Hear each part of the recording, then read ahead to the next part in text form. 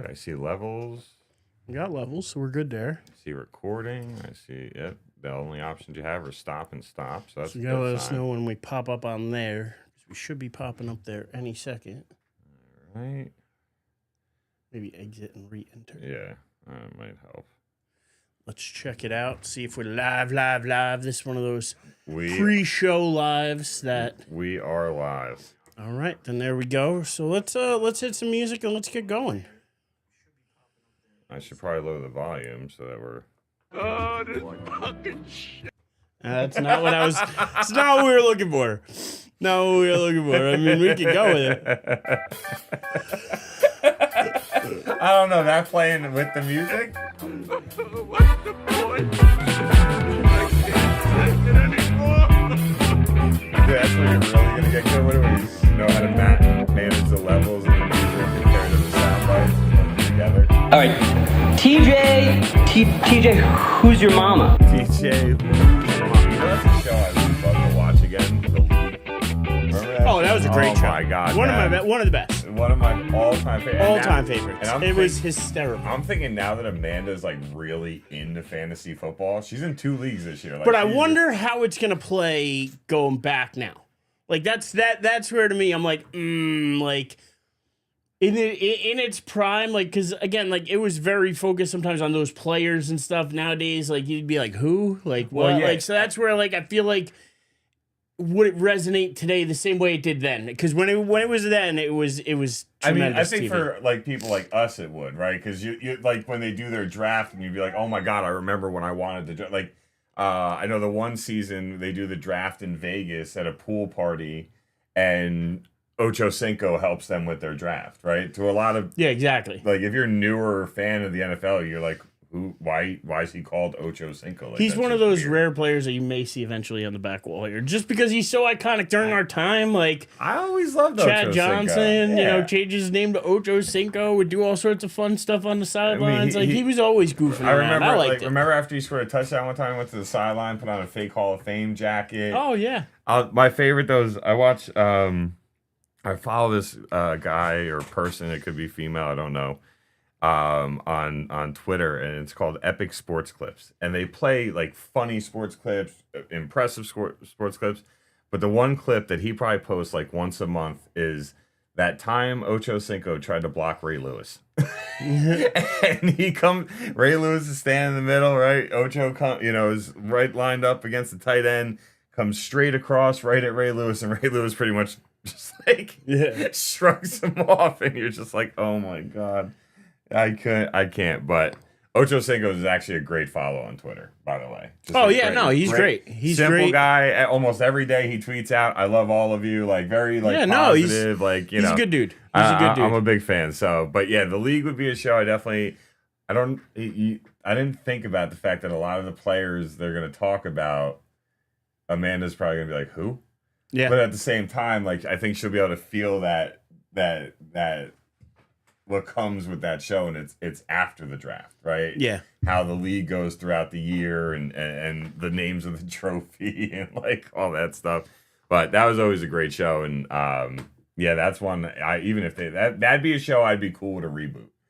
Right? Like there's not many shows or movies that I'm like, yeah, I'll watch it again. But like that would be a show if they're like, hey, you know what? Let's do it for the 2020s. You know what I mean? Like, I think I'd be willing to consider that. Like, I think I would give that a go, and I think I could get Amanda into that. So, might have to try and introduce her to the league and say, hey, let's watch an episode or two. Well, that was a great YouTube intro to the show, because I have not hit the start record on this yet. So the podcast form isn't going to have this tremendous talk about the league, but that's okay. But that means our YouTubers get the music again, right? Because you got to have the music. You got to have the music. Yeah, so you get the music intro. again. Which, so we're gonna if you're on YouTube, you're not mad about it. You're not mad about it. It's a good feel. So one more time. And I love that the headphones are working. It really just adds a true style. It's good to be back, yeah. And I just hope everybody can really just take this all in. Because what you're not realizing is TJ, who's your mama? Pretty much. What you're not realizing is that Let's just say Eric has an amazing wife, because there's not many spouses in this world that would be cool with all of this, and you don't even see everything. Like, that's the thing, like, for anybody watching us. Oh, right? they don't even see the coolest stuff. I mean, there's... Well, no, I'm saying, like, even... I think the coolest thing in the room is that bat. Like, I think the coolest thing is the A-Rod Jeter bat. Like, to me, like, to have a bat signed by A-Rod and Jeter, that's including the ball that's above it, but that's signed by A-Rod, or signed by Jeter, Cone, Wells, Dawson, Don. There's a ton of people on that softball, and I still think that bat might be the crown jewel of everything in here. I mean, I'm glad we stuck with tortilla slaps and not... Well, now if we want to do slaps, we don't got to do tortillas. We could pull down the butterbean glove, and we could slap each other with a butterbean glove. What do you think of that? Or you could choose your glove. You could choose Michael Buffer. You could choose Butterbean. You could choose a Ronda Rousey. We got some gloves now. At 40 years old, I don't know if my jaw could handle a glove, to be honest. No. You're not putting the glove on. Okay, you're just okay. You're just holding it, and it's still like a tortilla slap, but just like with a glove instead. I don't have that 20-year-old jaw anymore. No, we're not saying to take a jab to the face. Like, I don't know, some of the predictions I've made and hills I've tried to die on. Oh, and you haven't even seen what's coming. Like, I got two things coming that are, well, they're just personal, like, nothing crazy expensive. Again, most of the stuff here, nothing is crazy expensive.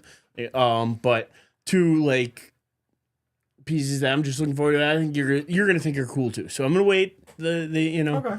But it's been a long time since I felt cool. So I mean, at this point, I'm living that dad life. So as long as she smiles at me, I'm good. But this stuff, I think that would make you smile too, because it's just like it's just like it's like the rest of this collection, all fun nostalgia. And that's what I mean. Like, even just like the simple things, right? The Stevens retired jersey, right? Like, you've got even the Homer Simpson signed picture, right? You've got the Burdors and Team Devil signed jersey. And I mean, I hate to admit it, you guys, I got to move a little bit, but like, right? Like, I mean, that's arguably one of the most amazing moments that ever took place in a Super Bowl. That we were arguing about last week, by the way. Yeah.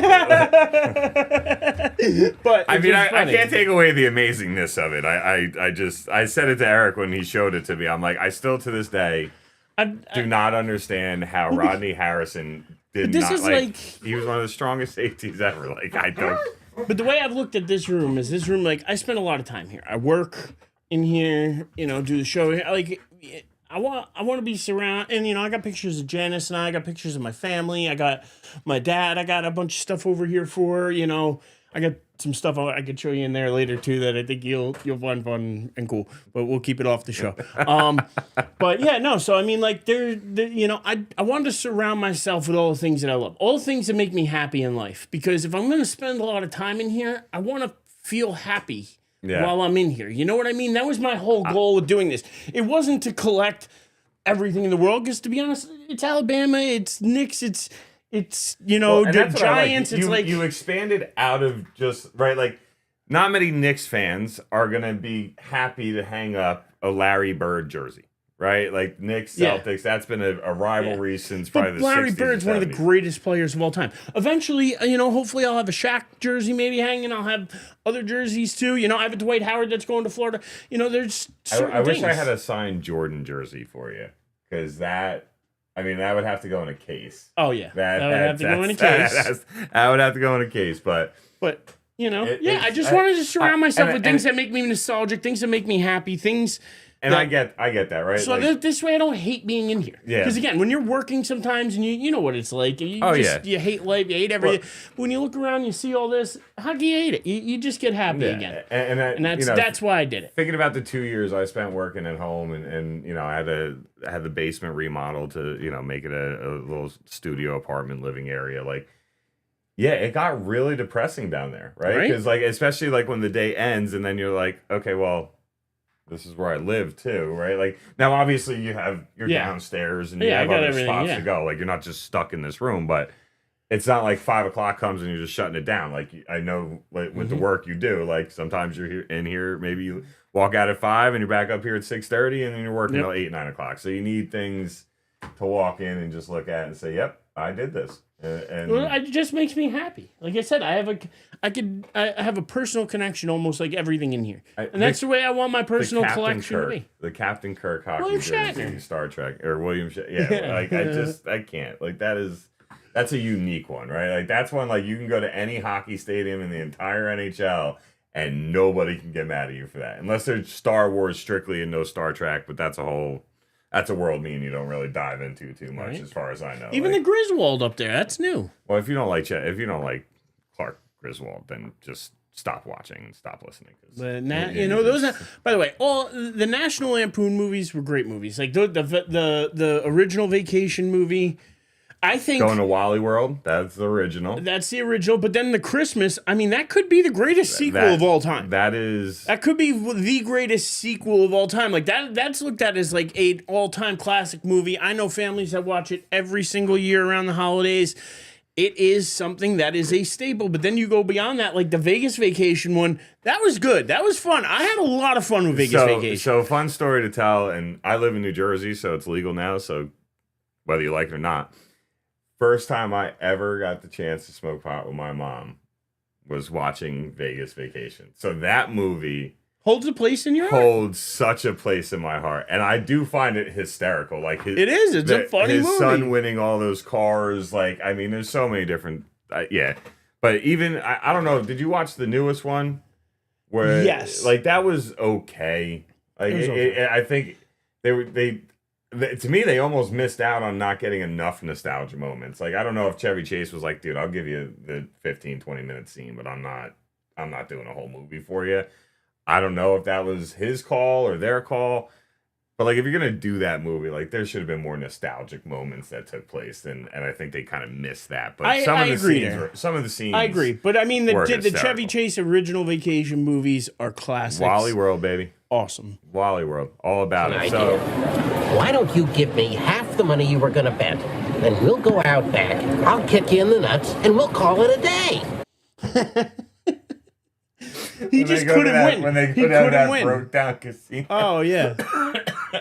Oh man, that So- one got me. That was. I was not ready for you to drop that soundbite. Well, no one else I wasn't ready for, and that's the perfect transition into our into football this week. But we'll start with Knuckleheaded the. news of the week. And I know a lot of people out there are going to disagree with me with this. I know a lot of Giant fans are going to disagree with me, but I'm sorry, it's too early to start Jackson Dart.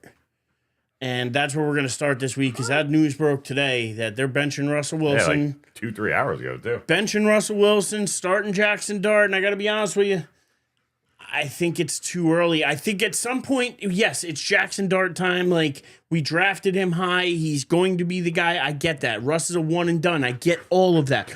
But Russ is a one and done. Use him and abuse him. Use him until the line is right. The line isn't right yet. Do not get this kid killed early. I'm sorry. That's where I think they're making the mistake. Give Andrew Thomas a little more time to settle in. Another week or two at least. I've heard people saying maybe the Saints game to start him, but then again, 2 out of the 3 weeks after that are Philly, so it's hard. I think about waiting until maybe after the bye, but then the bye is late, so I don't know if that's going to work either. I really want to see him sometime after Thanksgiving. They're forcing him in now in week 4. I just don't think this is right, and I wish that they thought a little bit more about it because if they get this kid killed and it's going to end up sinking Dable and costing him his job. I think this to me is a move that a desperate coach makes. He's on the hot seat. He knows it. He's 0-3. He's got people breathing down his neck. And this is a desperate move by a desperate coach. And I have a feeling that the Giants are going to be looking for a new coach sooner rather than later because they're not going to be a winning team this year. I want them to be. I predicted them 7 wins, but I think that they could be a 9-win team or better. Like, I think they could be really good. But starting 0-3, I don't think they're getting there now. And I think trying to force it there, it's a bad look. Whether it's Mara, whether it's Shane, whether it's Dable, whoever's forcing this move, it's bad. And I think it's going to end up costing Dable in the long run. And to your point, right? I agree, right? We've talked about this multiple times. I actually agree with you. I also want to shout out Mama Dukes, who's actually in the chat. She agrees with you as well. Shout out to Carl, who's in there. I don't know if he agrees with you, but Carl was in our group chat before where I'm in with a bunch of other buddies, and they were all saying that they're ready, that this is the Jackson Dart time. You know, even Fife before was saying how, this, makes somewhat sense. Like, but I just don't see it. I think it's too early. The reason I don't like it is because you're putting him in a pretty much a losing situation.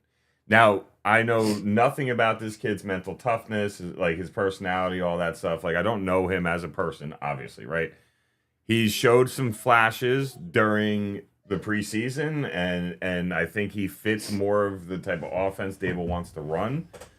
With that said, though, you're putting him in a position where the team is 0-3, and I don't care who you are in New York, they expect to win, right? You're our first round pick. We expect you to help turn things around. Absolutely. And not every New York fan is that stubborn, right? A lot of New York fans are going to be like, no, we just want you to get the reps and get the practice so we can go into next year feeling more confident. Hey, you know what? Lose games. Get us another top 10 pick. We can add another offensive lineman, keep you upright, add another playmaker for you, whatever, right? But when putting him in now, like you said, right? His first 5 games, you've got the Chargers, 2 games against the Eagles, I think a game against the Commanders, and a game against the Saints. That's not how you get your feet wet in the NFL when you were supposed to ride the pine for at least half the season. Like, you're throwing him up against one of the maybe surprise 3-0 teams in the league, right? With the Chargers, who are playing really good football on both sides of the ball. The Eagles, they just find ways to win. We touched on this when we were arguing about Jalen Hurts, but they find ways to win. The Commanders are probably going to be back to healthy with Jaden Daniels by the time we play, and that Dan Quinn defense is a headache for pretty much every quarterback in the league, no matter what your experience is. And then you have the Saints, but I believe the game's in New Orleans, which is one of the hardest, no matter what that team's record is, that is one of the hardest stadiums to play in. And look, this kid could show you cojones the size of King Kong over the next 5-6 weeks and shock everybody.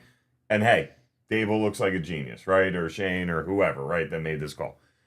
But the odds have it, the kid's going to take a pretty fair beating for the most part and maybe win one of the games. Confidence-wise, what's that do for him? But again, I don't know him, right? He could be a guy that takes adversity and thrives off of it, right? He's a guy that gets motivated by it and will go back and watch the tape to continue to make himself get better, right? If that's his mentality, then you know what? Screw it. Let's go, right? But I don't know him, so I can't say that. From the outside looking in, I would 100% have waited till at least I probably would have waited till the bye week, even with it being later. Like you said, Russell's one and done. No disrespect to Russell Wilson. Seems like a great human being outside, off the field. Players around the league really like him. And he's a guy that's been a constant professional since he's been in the league. But you also really aren't concerned with the longevity of his career. So let him get beat up. Let him throw the ball to the goalpost. And guess what? He gets to play the Cowboys one more time. He'll give you 400 yards at least once and, give you some fun to watch. But I think it's jumping the gun, and it's a panic move with what they're at. And I think the Giants agreed with how you felt, that 7 games could be possible in the win column.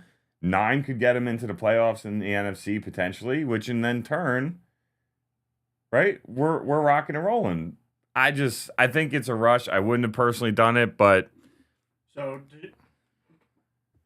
to shout out Fife, what he actually said, he thinks it's Mara's decision, thinks it's a home game, fans booing Russ every chance they get and leaving at halftime. It's about the money.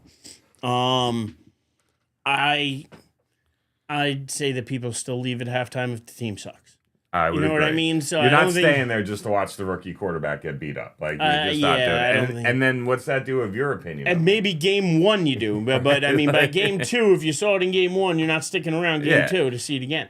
Carl agrees, too early, very difficult schedule. And my mom, I think, really hits it right on the head, right? you need the O-line. If you put him in now, you may destroy him like you did Jones, right? I think most people would agree Daniel Jones shouldn't have been drafted as high as he was. I think anybody would have said that. Even going back to when he was drafted, most people didn't think he should have gotten drafted when he did.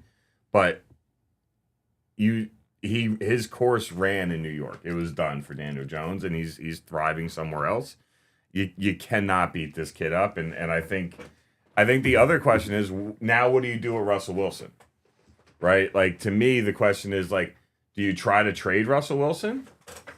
There's a lot of teams out there with their starting quarterbacks out for anywhere from a couple weeks to a couple months. Would like he be Cincinnati. open to a trade? I don't know. I would have explored that already if I was thinking about benching him, but I don't know. I mean, Cincinnati is the one team I could see him willing to go, just simply due to the fact that for Russell, you're pretty much sliding right into the starting position. You know your place, but you're staying in that starting role for at least 2 months, 2.5 months.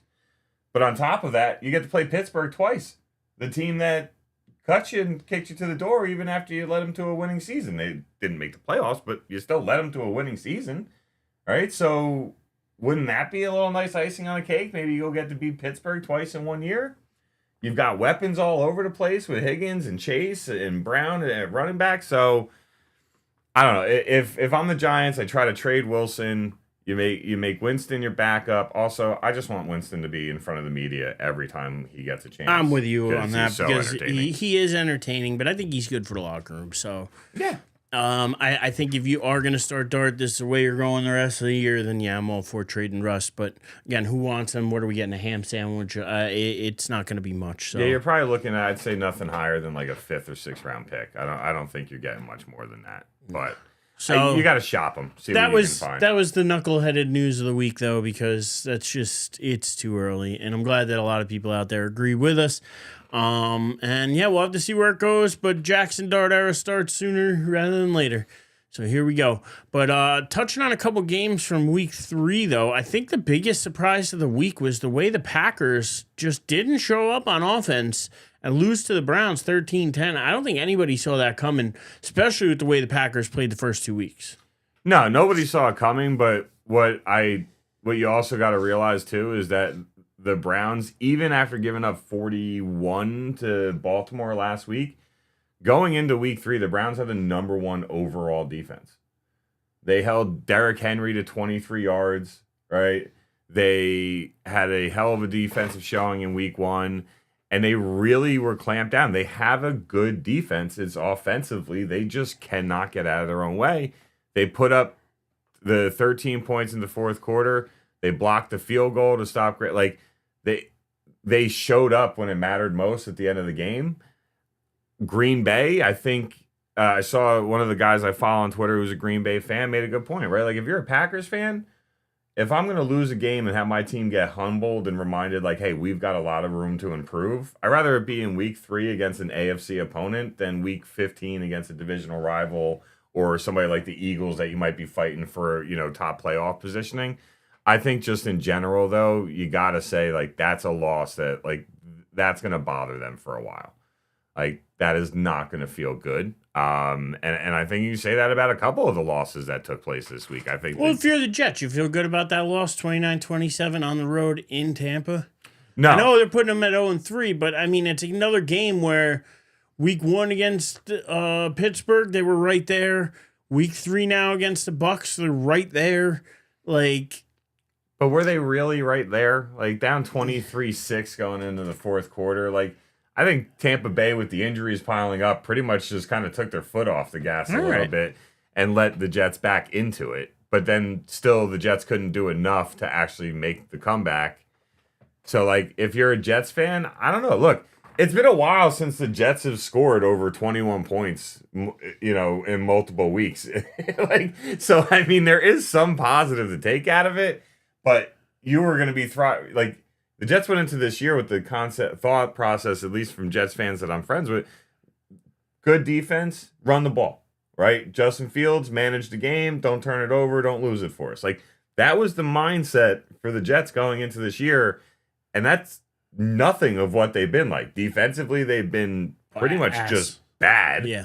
right? And offensively, they've been able to throw the ball, run the ball. They've been able to do a lot of different things, like Tyrod Taylor or Justin Fields at quarterback, and they're moving the ball on offense. Brees Hall, you can blatantly tell that man knows he's in a contract year. Like he's pretty confident the Jets aren't giving him a new contract, but somebody's going to give him a contract, and you could just tell the way he's playing. He knows he's playing for a contract. So I don't know if you feel good about it as a Jets fan. Look, if I'm a Jets fan, I feel better about my 0-3 team than I feel personally about my 1-2 Cowboys.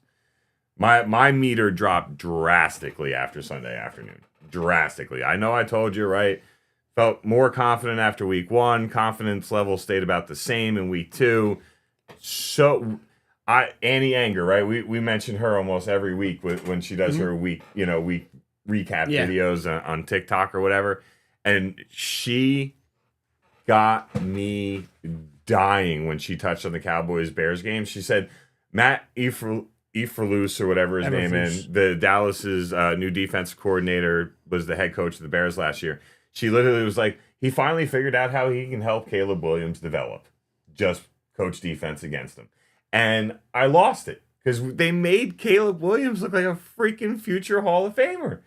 They let Russell Wilson have the best game of his career. Like, their defense is bad without it's Parsons. So horrible, and they're playing off the ball zone coverage, and they're still giving up big plays. The whole purpose of that defensive scheme is to make an offense have to chip their way down the field, basically bend but don't break, and then you can tighten everything up in the red zone and hope you hold them to 3. That's literally the whole purpose of an off-the-ball zone defense. And instead, they've got guys blowing past them. The Bears had 4 pass plays of over 25 yards in the first half. How do you not adjust to that? Poor coaching. It is unbelievable. It is so infuriating. And then CeeDee Lamb gets a high ankle sprain because they put him in at running back when you have the number 7 ranked running back in the NFL through 3 weeks. Why? Why? I don't have an answer for you there, but I do want to bring up one other running back who I got a problem with this week. And not really I don't have a problem with him, but the team has a problem with him, and I don't know why. What is going on with the Raiders and Ashton Genty? Why? What are they doing to it? Like, why won't they use him? Like, they don't ever throw him the ball. Like, they design nothing for him. I don't understand it. Somebody's got to explain it to me, because you talk about a running back who came in with all the potential in the world. Oh yeah, like you're talking about. You get the number 7 running back feeding the ball. You went out and drafted this guy. Feed him the ball. Instead, you're feeding everybody but him. Yeah, drafted him top 10. Like, you didn't wait till like the second round or something. Like, you drafted him in the top 10. He was a big time prospect coming out of college, and you refused to. I don't understand this philosophy from the Raiders. All it makes me think of is Pete Carroll still never learned his lesson from the Super Bowl against the Patriots. You hand that ball to Marshawn Lynch, you win that Super Bowl. There's not a football fan in the world that's going to argue with that statement. No, everybody would agree. Every single person. Instead, he threw the interception. And they throw the pick instead because they didn't choose to run the damn ball. And here you are with a young guy. And every time I watch him play and somebody tries to meet him in the hole so far, he's the one knocking that guy backwards. 2 different times I've had the chance to watch him. I watched him this past week and the week before. And this guy gets the ball and goes shoulder to shoulder with a linebacker or a corner, and he is knocking them on their ass every single time. Give the man the damn ball. Geno Smith and that offensive line are not good enough for you to beat teams by passing the ball. So you go away from a guy you invested high premium draft capital in, get smacked around, and you're not off to a good start. And it's because you're not using one of your best weapons. I mean, it's insane to me. It's a waste. It just is a waste. So you got to figure out a way to get that man the ball. If you're a Raiders fan, you cannot be like, I'd be fuming. I would be fuming. How do we use a top 10 pick on a guy and he's not even, I don't even think he's top 20 in carries in the league right now. They're not using him properly, and it's going to be interesting because I don't know how that Raiders offense. It should be running through him. Yeah.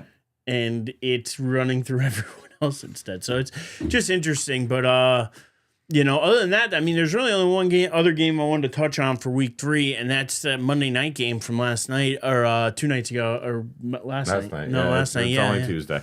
Last night. 38-30. Interesting game, back and forth. It went kind of, I mean, listen, I think the Ravens are still going to be one of the best teams in the AFC. I don't care what anybody says.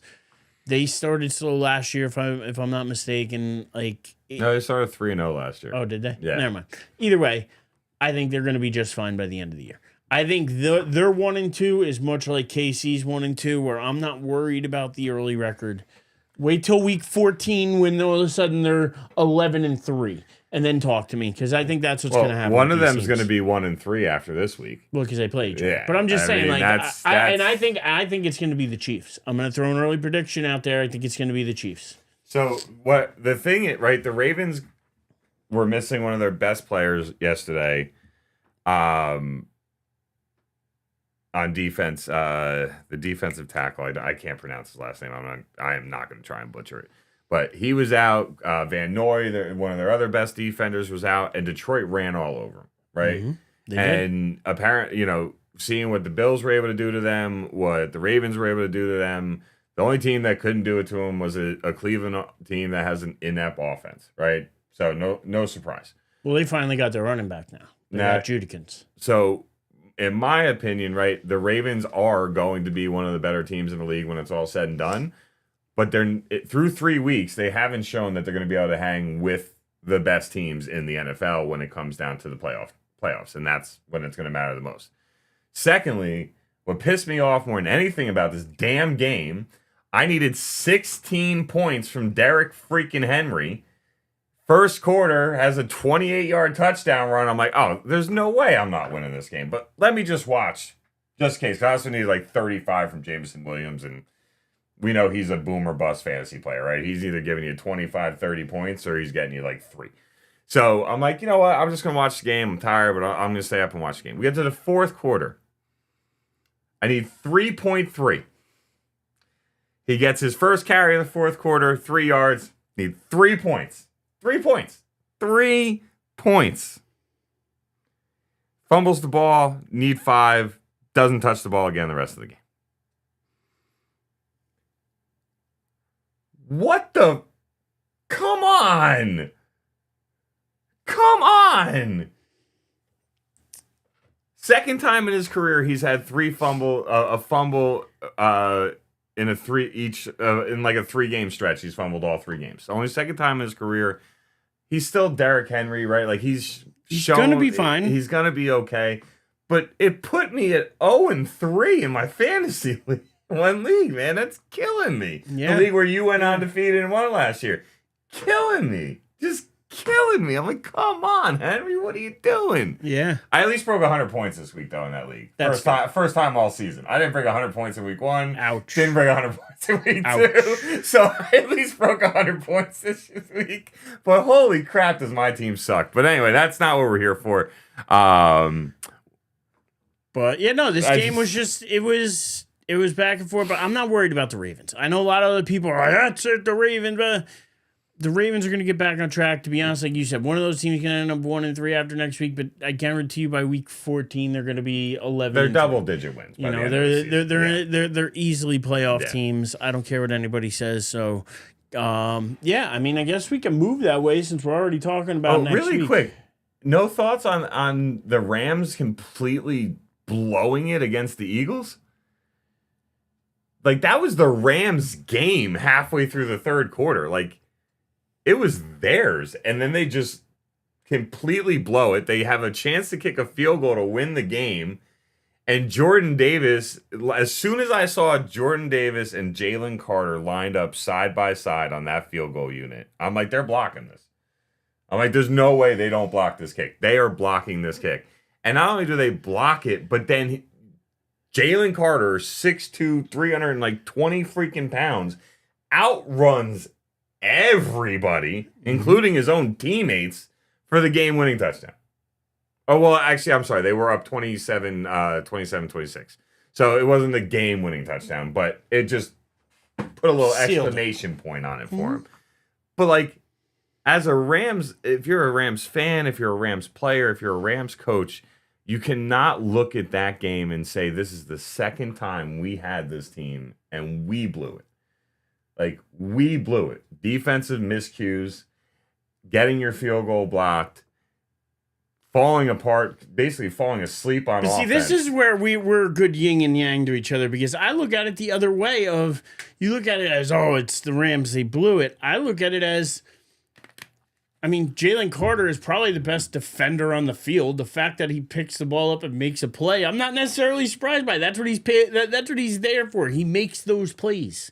Like, they find ways to win games because they're a good team. Like, they're like, I don't know. This is where, like, I don't think the Rams blew it as much as the Eagles just took it from them. The Eagles just said, no more soup for you. Like, you're done here. Like, we're gonna take this ball.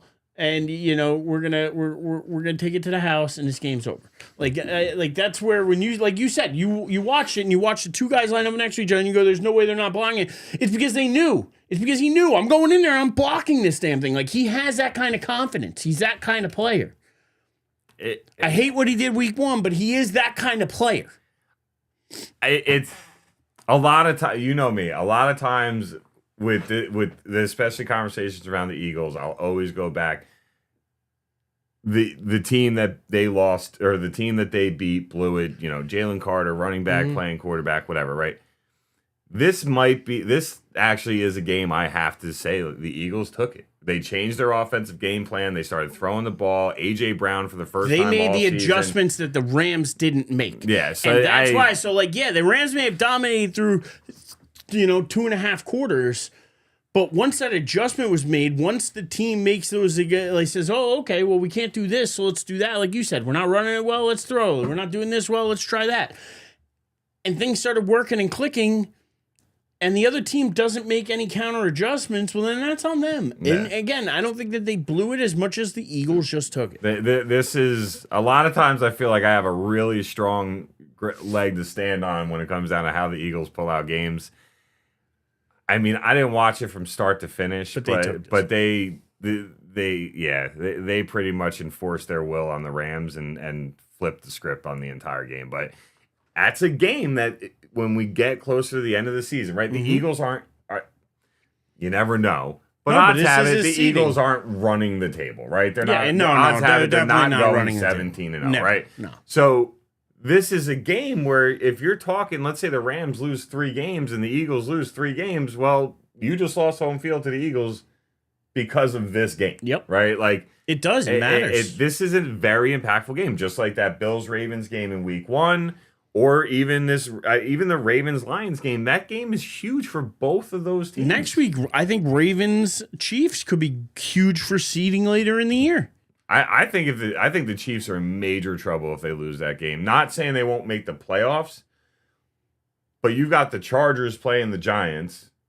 Now, it is, right, like when we talked about the Giants' schedule, one of the things working in their favor, West Coast team traveling to the East Coast for a 1 o'clock game. So that it doesn't mean it's a guaranteed win for the Chargers. The Giants will have that specific advantage. The Giants will also have the advantage of there's really no tape on Jackson Dart playing in the NFL. I think they're going to capitalize on the excitement because, again, the home fans are going to be pumped for the game. And fans love this Scattaboo kid, and he's going to take over the starting role because Tracy's out 2 to 4 weeks with a dislocated shoulder. So you're going to have the youth movement out there. So I do think you're going to see a wild crowd, and MetLife can get real freaking loud. Shout out to our league, by the way. He's already a keeper for next year. I don't care what round I drafted him in. Oh, Scattaboo? Yeah. Okay. He's already a keeper. That's fair. But yeah, I think, if the Chargers are able to beat the Giants and the Chiefs lose to the Ravens, you're 3.5 games back through 4 weeks. That's a hard deficit to overcome when the Chargers are a good football team. Great, I don't know if I'd go that far, but they're a good football team. So yeah, week 3 was a great week. I think I said it in the chat, right? I think you had 4 or 5 games where the game was won in the final 30 seconds of the game, right? You know, you think about Scott Hansen on Red Zone, right? We're in the witching hour. Wins become losses and losses become wins.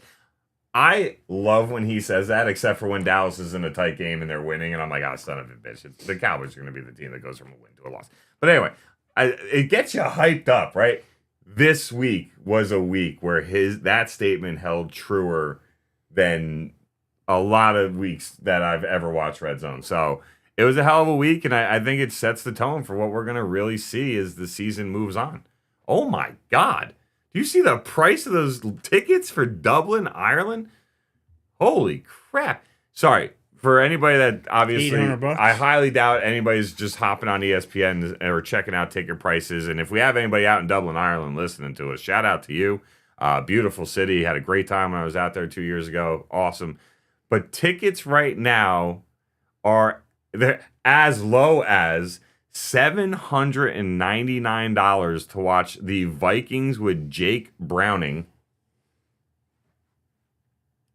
play the Steelers. I'm sorry. If you were a Vikings fan or a Steelers fan and lived in Dublin, Ireland, you shelling out $800 American to go watch this game? I'm not.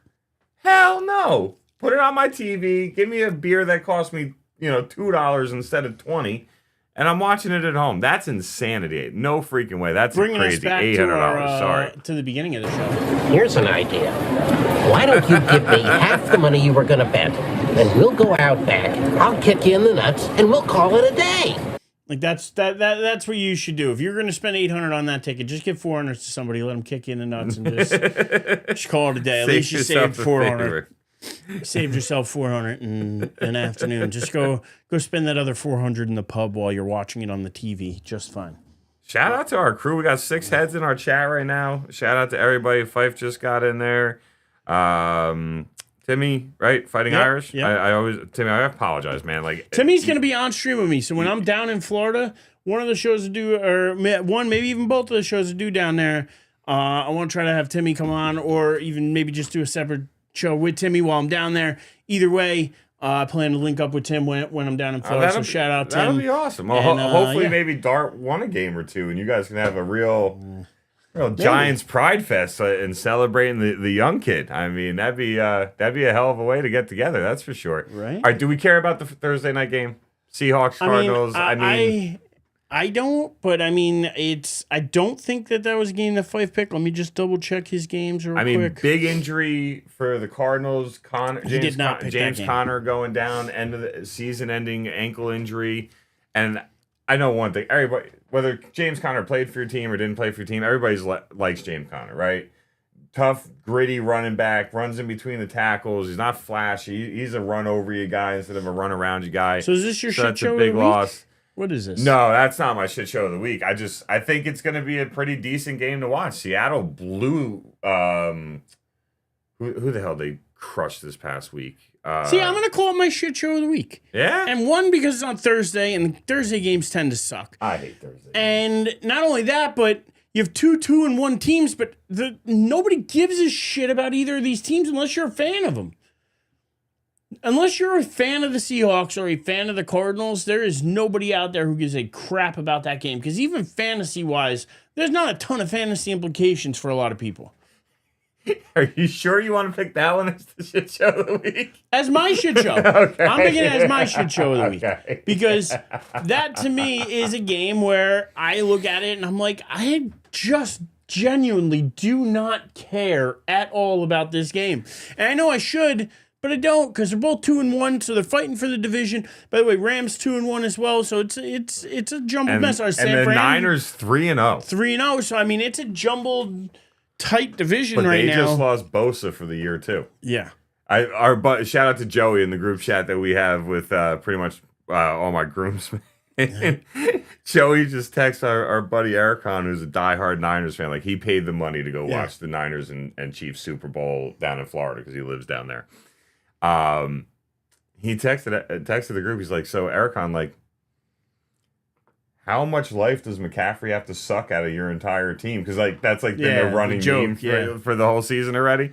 Like, how much life does he have to suck out of your team All for of him it. to stay healthy? Like, Bosa's a huge loss for this team. Like, Oh, yeah. Yet they're 3-0, so they're in a position to buy time, right? But look, Not much when all the other teams behind them are 2-1. no, not at all. And it's going to be a tight division, and I don't think it's the best division in football, but it's going to be a tight division all year round. No, but if you told me this was Rams 49ers, I would probably care a little bit more. I would Like, completely agree. This isn't the Seahawks of 10 years ago. This is Sam Darnold and Kenneth Walker. Smith and Jigba. And yeah, I the don't the care. names Like, don't it swing you the doesn't- same way. doesn't swing me the same. Marvin Harrison Jr., I was hoping he was going to get drafted by a better team because he's pretty much gone into oblivion. Like, you Trey know. McBride's really the only shining light there. I just look at this game and I look at it. I'm like 2-1 teams I could care less about. So that's why I picked it as my shit show. That being said, Seahawks given 1.5, over under 43.5. Like you said, Seahawks to me have looked a little bit better. So give me the Seahawks given the 1.5. Give me the over because let's root for some points. And yeah, since only 1.5, give me the Seahawks outright too. Yeah, I'm taking the Seahawks given the 1.5, and I'll actually take the under. I think this is going to be more of a defensive game. I don't know why. Just kind of got that vibe. All right. But real quick, before we keep moving, I got to shout out Fife. Apparently, Reedman had his first ever hockey tournament this past Sunday. Played 4 games in one day. I think that's awesome, and I can't wait to watch it. Like, I can't wait till he gets a little older and we have to like go like because Shout out Reedman. You know Keep he's going to kicking be butt, playing hockey. Look, if we're going shit shows, then I'm gonna jump. To, But while you pick yours, I'm gonna give you Fife shit show of the week. Fife shit show of the week was Carolina at New England. He says, give him New England. That's a good shit show. Yeah, I mean, New England's just looked better. I got to be honest. Like, Carolina, I know they won a game. They're 1-2. Good for them. But the Patriots have just looked better. The Patriots had a chance this past weekend.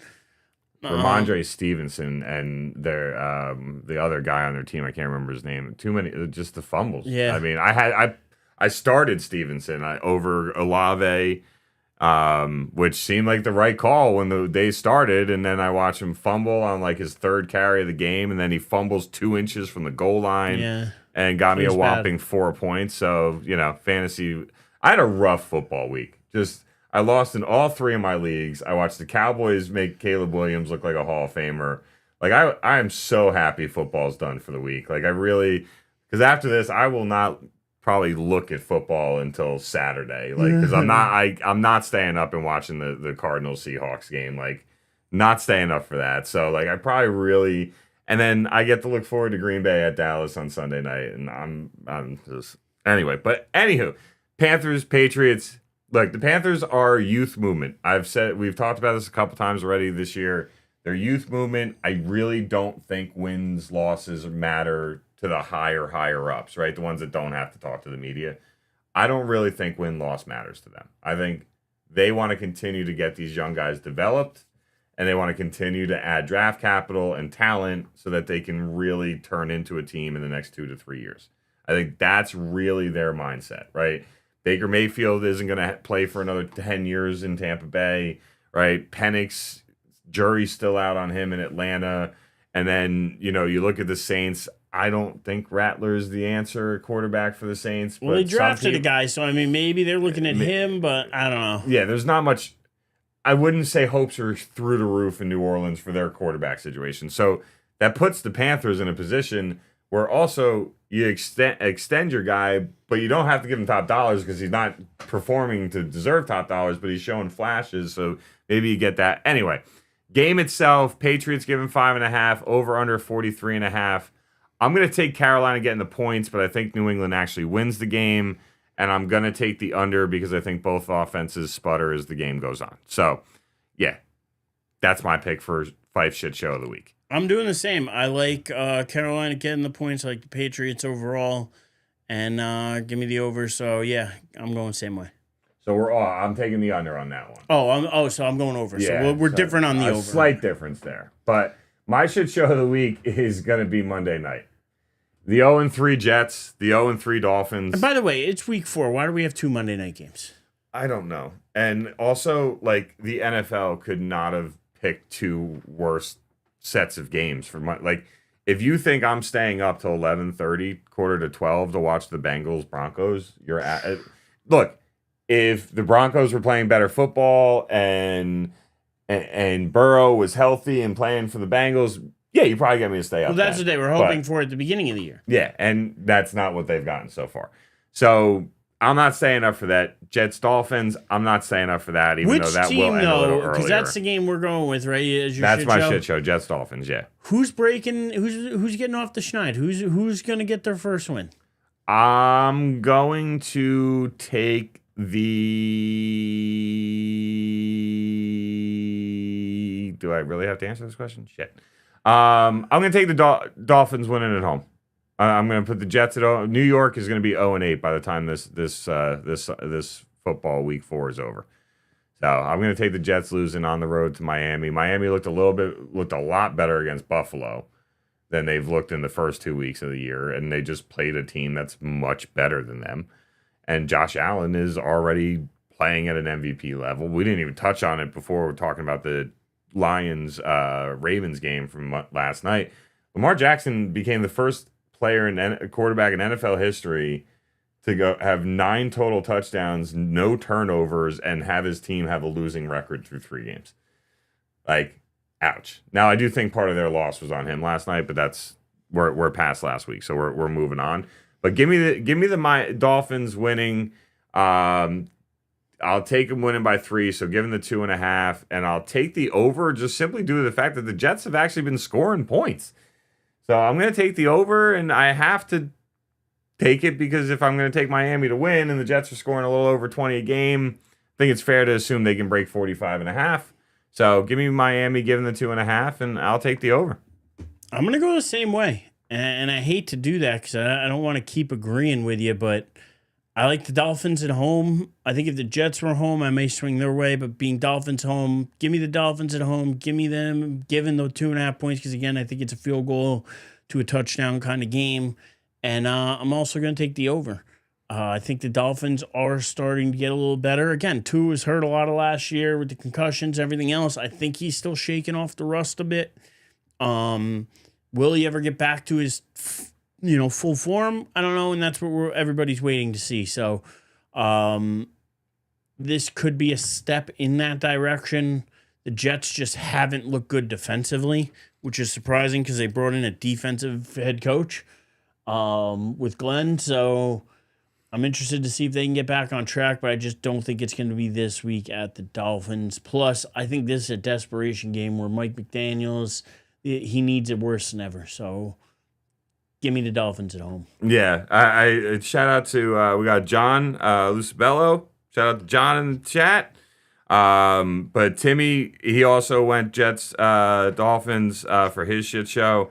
But John, I haven't seen John in a long time, but good shout out to John. John got me laughing though. He's like, Jets are a laughing stock. It's more fun for us when they lose, and I'm a Jets fan. So like you gotta love it. We're predicting another loss. Yeah, so. we're predicting it for you. But we're predicting 0-4, which I mean, I guess should I go up and predict if the Giants are gonna go 0-4 as well? Also, real quick, Fife sharing some info on Reedman, but Reedman, only kid born in 2021 to be in this hockey tournament. Most of the kids were born in 2018 or 2019. So really, really, that's how you get better, right? You play against people better than you, bigger than you, stronger than you, faster than you. Filled in a goalie for 2 games, said playing goalie was his favorite part. I know this is a sports show, but Reedman is one of the coolest, most adorable little dudes in the world. And Fife is one of our favorite people. And listen, nobody loves hockey more than he does. Reedman loves the sport of hockey more than any youngster I know. So shout out to him. Shout out to I love the fact that he loved playing goalie. Who knows? Maybe that's his calling. I listen, but I love the fact that he's learning all of it. That he's willing to try. That he's willing to get behind the net. And do that kind of stuff. That's cool. So shout out to Reedman. I hope you keep kicking butt, dude. And yeah, keep us informed on what you got going on. Yeah, love it. John, also real quick, I'm just saying this because now that I have a daughter, I kind of look forward to this because, God, there's just no way she's not going to do the same thing to me. Apparently, when the Jets started coming back on Sunday, his daughter looked at him and was just like, Dad, don't get too excited. They're going to lose anyway. And that is just, I get the feeling my daughter's going to do the same to me one day. So, John, I'm going to feel your pain. I'm just a couple years away from it, but Cowboys are going to continue to Cowboys because I think Jerry Jones is just never going to die, and until he does, Dallas is screwed. But anyway, why going So from yeah, New no. York So I team to wanted New to. York team? Is that where Yeah, you yeah. want to go? That's what I All wanted right. to do. So this is going to be my game of the week. So I went with a shit show that was weird. I'm going to go with a game of the week that's weird. 3-0 Chargers against the 0-3 Giants. You think it should be a blowout? It should be the Chargers. I got to tell you, I think there's some dark magic. I think game one at home, they muster up something special. I'm going to take the Giants getting the points. I'm going to take the Giants outright in this game. It's one of those games I feel weird about. It's like when I kept telling you, I think they could steal the Cowboy game, and they got real close to stealing that Cowboy game. They should have stole that. I've been Cowboy game. saying all summer, I think this is one of those games they could get with the West Coast team coming East Coast playing 1 o'clock. They got 2 of those with the Chargers and San Fran this year. I think those are games they could possibly steal. And with this being Dart's first start, if this was start number 2, I think I would feel different. But start number 1, the crowd's going to be behind him. The team's going to be behind him. And I think this is one of those they're gonna step up and rise to the occasion. And I'm going with a weird one here, but I'm going Giants. I'm taking the points from the 6.5 points. I'm going with the over. And yeah, I know I'm probably gonna be the only one who thinks that. Yeah, I will say, you know what? I'm going to go with you. I actually think there's going to be the youth movement energy between your first start for Scattaboo, your first start for Dart. Did you see what Barstool posted before? It was pretty funny. I'm gonna go with you. Give me the Giants at home, taking advantage of the West Coast team traveling east, playing a 1 o'clock kickoff. Energy is going to be high in the stadium. There's not a lot of Charger fans in the Jersey tri-state area, so they're not. I don't see them taking over the stadium. Chargers given 6.5. Yeah, I'm going to take the Giants. I think they find a way to pull out this win. I don't think it's going to be the prettiest of games, but I think that pass rush can give Herbert some real trouble. And if they're able to do that, it makes everybody else look better on the back end. So I will take. Yeah, that's not something to share on here, but I mean, it could be. I mean, who the hell knows? You find a niche and you get people to go with you on it. John's got Giants losing by 14. But you know what? I think. Look, at the beginning of the year, I told you I think the Giants could win 4 games. I could see the Giants winning 9 games. It's going to depend on how the ball bounces, right? Ball didn't have to bounce in any way in week 1 or week 3, right? They really week 1 specifically, it was just an overwhelming game. They were not meant to be in that game. Week 2, ball bounced against them by having a kicker that can kick a 64-yard field goal and do it pretty nonchalantly, right? Week 3, you ran into a Chiefs team that was 0-2, but on top of that, the ball didn't bounce their way. There was a fumble. There was 1 or 2 fumbles, I think, by Mahomes that Mahomes managed to get on top of that helped save that game. This could be a game where the ball bounces their way, and that's what they need to win games because they're just not. They don't have the talent of other teams. They just don't right now. They have more talent than some teams, but they don't have the talent of the top better teams, and a lot of teams they have to play this year. So I think when you look at the Giants, this could be a game, and you take advantage of the exhaustion. So I'm actually going to go with you, but I'm going to take the over just because I think the Giants are going to. Yeah, I think the Giants are going to have to score a lot of points. All right, since we're doing you did your team, we'll do my team real quick. So Sunday night, Micah Parsons returns. I got Micah Parsons returns to Dallas. The Packers coming off of a heart-wrenching loss to the Browns. Dallas. They didn't look good either against the Browns. Dallas couldn't stop a runny nose with a box of tissues. And I think Dallas is in a lot of trouble in this game. I think Parsons is going to play with a chip on his shoulder. He's practiced against this entire offensive line. So he knows he's better than both tackles. There's no question about that. the strength of Dallas's offensive line really is the interior of it, and they're missing their starting center. I think Parsons is going to wreck this game. I think he's going to have a good laugh the first time he sacks Prescott. I think the players on Green Bay are going to want to win this game for him. Like, I think they're going to be more motivated to win this game for Parsons than they are to rebound off of their loss to Cleveland. And I think it's going to get really, really ugly. I got a tinfoil hat. It's gonna be question so for you. So That's bad. It's gonna be bad. It's a bit, and I don't mean to think this way, but how vindictive is Sherry? Beyond vindictive. He already said he won't honor Parsons when he. Well, no, forget honoring him. Would he go old school Greg Williams on him? Oh, you're saying pay somebody to try and hurt Parsons? Or maybe just take him out. Listen, I want him out. I want him out of the game. I don't want him putting on a show against us here at home. Do what you got to do. So I'm not saying you got to put him out permanently, but put him out of this game. Is he that kind of guy? Like, I don't know. I don't think he would take it that far. You would hope not. But like I'm saying, quarter one, Dak's got a sack. He's looking mean. It's early. He's already got 3 tackles. It's looking like it's gonna the crowd. I don't know. Is that what kind of move does Jerry do? I would like to hope Jerry wouldn't be that bad, because I have no ill will towards Micah Parsons. 0. He told Jerry a year ago, I'll take less money so he can continue to build his team. They decide not to negotiate with his agent, and then Jerry goes full spite. Well, we negotiate a contract, and literally it says in the CBA, like, you can't negotiate with a player without his agent. Unless the player represents himself and doesn't have an agent, you can't do that. And Jerry's like, well, a handshake deal is a handshake deal. Back when I did a business, it's not the world we live in anymore. You're dealing with hundreds of millions of dollars. Like, a handshake is not good enough. This is on Jerry. I don't blame Micah for anything, so I have no ill will towards him. I do agree with Fife. Over 2.5 sacks for Parsons. Slam that bet button. But I don't think. I'll bet you that number moves up to 3 by Sunday, because I think it's going to get hit hard. I think that bet's going to be a lot of people take. Oh, yeah. And I think it's a good bet. Look, I would take the over just with Green Bay scoring. The over-under is 47.5, and there's not a single part of me that doesn't think Green Bay can put up 48 points. Why would I? They put up 38 when Dallas had Parsons in the playoffs 2.5 years ago.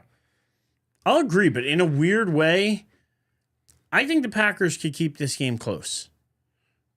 You think you mean... Or the sorry. Cowboys. Okay, Cowboys could keep it close. I was going to say, if the Packers keep it close, it's just because they're toying with Dallas. No. I think the Cowboys can keep it close. The Packers, they did not look good. And I know what you're saying, that Cleveland's got a really good defense to start the year, but Green Bay just didn't look good either. They didn't look like they looked the first 2 weeks of the year. And that being said, are they going to bounce back? I expect them to bounce back. I expect them to win this game. But at home, give me the Cowboys getting 6.5, because I don't think it's a touchdown game. I think it's less, and give me the over. Yeah, I'll take Green Bay giving the 6.5 and the over. Dallas needs to basically score about 30 points or more per game to have a chance. And if you think back to last year, right, when Dallas's defensive coordinator, E-Dog, I'm not even trying to say his last name, screw that guy, but Green Bay had no problem with Chicago last year. And now you're playing that same defense. Yeah, I know you can't fit out. But you're playing that same defense, but with players that, not to go down a Dallas rabbit hole, but just really quick, the entire Dallas defense was pieced together to play man coverage. The corners they drafted, the linebackers that they have, they were built for man coverage and blitz schemes, not zone coverage and rushing 4. Mm-hmm. That's not what they were built for. The only reason they were able to even do something close to that was because you could put Parsons down and know he could win his battle, or force the offensive line to give everybody else a one-on-one because you were going to double Parsons. they're not built to play zone coverage rush 4. They're just not. And that is one of the biggest reasons why you're seeing these issues with the defense. But if you go back to what Dan Quinn's last game with the Cowboys when they got blown out by the Packers in the playoffs, Dan Quinn switched up his style and played a zone defense. And that is why Jordan Love picked them apart. Jordan Love in this offense is going to pick them apart. And they didn't even have close, in my Zone opinion. defenses, to me, in a lot of ways, and especially some like Dallas's right now, are more like prevent defenses. And I feel like they just prevent you from winning. Yeah. Like you're just allowing chunk plays where you're saying bend, don't break, but like That's not why a good, bend it all? Yeah, that's not Why a good bend it all? strategy to Like, live by. Yeah, like stand your ground and win the battle. Yeah, Like, like, I mean, how about that? Imagine living your life with bend but don't break. Like, I mean, look, sometimes life's going to knock you down, but you get the hell up. You don't say, oh, you know what, I can take a little bit more. That's a great transition to our next game, because speaking of get life getting you down and then getting back up, there's been no better story of that than Daniel Jones so far with the Indianapolis Colts, and that was Fife's game of the week. So he picked Colts at Rams. Now, I think we're all going to have to pick the Chiefs Ravens game, but I think that for all of us is the game of the week, so it's kind of like we all pick something different, which I like, because we'll all pick that one anyway. But the Colts Rams here, Rams at home, Colts on the road. Colts have looked ridiculous so far. Rams looked really good through 2.5 quarters against the Eagles. Again, they're trying to keep pace there in the West, trying to keep up with, one of those two teams, whether it be Seattle or Arizona on Thursday nights, can end up 3-1. San Fran at worst will be 3-1, and the Rams, if they want to keep pace and get to 3-1, they got to win this game at home. Early in the year, you would have penciled this in as an easy Rams win, but the Colts look like they're playing possessed right now. And that being said, I'm still taking the Rams at home. They're given 3.5 though. I think the Colts could keep it close, so I'll take the Colts getting the points. Getting the 3.5. I'll take the Rams on the money line, and I will take the over because I think both these teams could put up points. Yeah, and I think the Rams make a solid effort to bounce back from the disappointing experience they had against Shout out to Fife who Philadelphia. took the Rams in this game. They also took the Rams. So, and I think the Colts, I think the Colts have shown that they deserve to be 3-0 at this point? Yes, but I think that roster consists of a 4-0 team? Not really. The issue with the Rams and even the Chargers, right? They don't have a real home field advantage. Los Angeles is just whoever's on the road is going to take up at least 40% of the seats. It's just how it is in Los Angeles. But I just think the Rams have a better team. You got a more experienced quarterback. So I'll take the Rams money line as well. I think it's going to be a close game. I'd probably say they're going to win by a field goal. And I think the over. I got to take the over. I mean, the one thing the Colts keep doing is they keep moving the ball. They've punted once all year, so I gotta go with that one. But all right, so I'm coming up close to needing to hit the road so I can go home. Well, and help get this is the baby last down, game. so. I think we just got to talk about this last game, and then we are pretty much done because I think both these teams are striving More than for. anything, I want better execution. Are we clear on that? I want better fucking execution. I think both of these teams feel that way going into this game. Andy Reid and Harbaugh. Andy Reid and Harbaugh. I think Andy Reid, everybody wants to point out the sideline beef between him and Kelsey. Again, I like that. Give me two guys who are passionate about what they're doing. You know what I mean? Yeah. It's a gladiator sport. It's one of those things that people get fiery on the sidelines. I have no problem with it. I don't think that they have real life problems with each other. I think it was just an in the game thing. And Chiefs at home versus the Ravens. And both these teams need this game. This is another one where we talk about playoff seeding. This is going to be a playoff seeding type game. That being said, Arrowhead is a tough place to play. This is a playoff game. This is in a lot if you're ever going to have a playoff game in week 4 of an NFL season, this is a playoff game because both teams know 1 and 3 pretty much puts you in a position. Now, I won't say the Ravens because the Ravens are in a division where The Steelers are 2-1, right? The Bengals are 0-3 or 1-2, yeah, right? something like that. The Browns are 1-2, right? So like the Ravens are in a position where at least, like I mentioned it before, right? If the Chiefs lose this game and the Chargers beat the Giants, It's a big gap. you're 2.5 full games behind this team in your division. Where if the Ravens lose this game, 3 games. and even this, yeah, sorry, and the Steelers win, I don't think the Steelers do enough for me to sit there as a Ravens fan and be like, oh, there's no way we're catching them. Where the Chargers have done a lot so far to start this year that makes me say, I don't really see them losing 3-4 games in a row to give us a chance to leapfrog them or catch up. So I think this game carries more weight for the Chiefs between being home and what the Chargers are doing than for the Ravens, where they're in a division that, last year could be argued one of the best divisions in the league. This year, not so much, right? With Burrow being down and so have it. Like, so I think the game means more to the Chiefs. I don't even know if you picked. That popped in my head and I started talking. I didn't pick, but the more, I've been going back and forth because I could kind of see it going either way, but I'm going to take the Chiefs because they're at home. And I think it's going to be a close game. It's going to be won by a field goal late. But give me the Chiefs at home. Give me the under. I don't know why. And yeah, that's the way I'm going. I'm taking the Chiefs on the money line. I'm taking the Chiefs getting the points, and I'm going to take the under. So the Chiefs haven't looked great offensively, but have been pretty damn good on defense. The Ravens have looked pretty damn good on offense, have been pretty inconsistent on defense. The Chiefs want to throw the ball as much as they can because they love Patrick Mahomes. The Ravens really mainly have struggled with defending the run. Andy Reid, we all know, is a pass-happy head coach. Has been Whole career, even when he was an offensive coordinator, right? With those things in mind, I am going to take Baltimore getting a big win on the road. But I will take the over because I think both teams will be able to move the ball. I just think it's going to be harder for the Chiefs than it is going to be for the Ravens.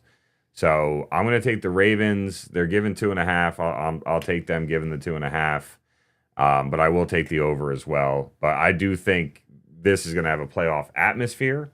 I think it's going to have playoff energy. And I think you're going to see that from the players, the fans, the coaches, even the guys in the broadcast booth, right? Like, I think this is going to be one of those games. And I think you'll have Romo on the call, who I rather listen to than Brady. So I'll at least take that. But yeah, give me the Ravens. I think they're going to pull this one off and get themselves back to 500. And I think for the first time in Mahomes' career, he's going to be 1-3. I don't think he's ever been that bad. All right. Well, I think that's going to about wrap us up here tonight.